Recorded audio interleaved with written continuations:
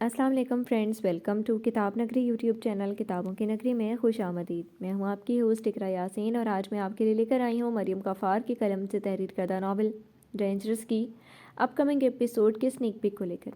लेकिन इससे पहले आप कर लीजिए हमारे चैनल को सब्सक्राइब, वीडियो को लाइक और क्लिक कर लीजिए बेल आइकन को। अब आते हैं एपिसोड के प्रोमो की जानिब।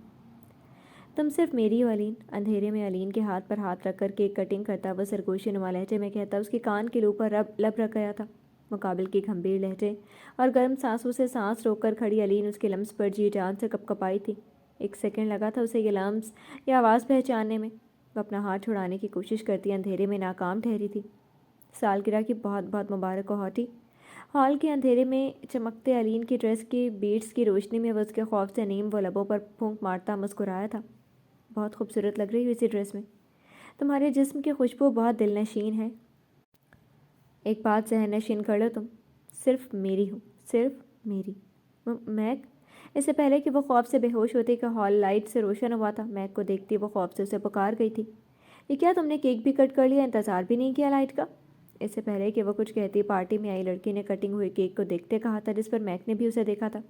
क्या हुआ अलीन? कोई बात नहीं, उसे ऐसे ही चुपचाप खड़े देखकर मैक ने मुस्कुराते हुए कहा था। जी तो फ्रेंड्स, कैसी लगी आपको स्नेक पीक? मैं उम्मीद करती हूँ कि आपको पसंद आई होगी। कमेंट सेक्शन में ज़रूर बताइएगा। फिर हाजिर होंगे नावल के नेक्स्ट एपिसोड के साथ। तब तक के लिए इजाज़त दीजिए। शुक्रिया। अल्लाह हाफिज़।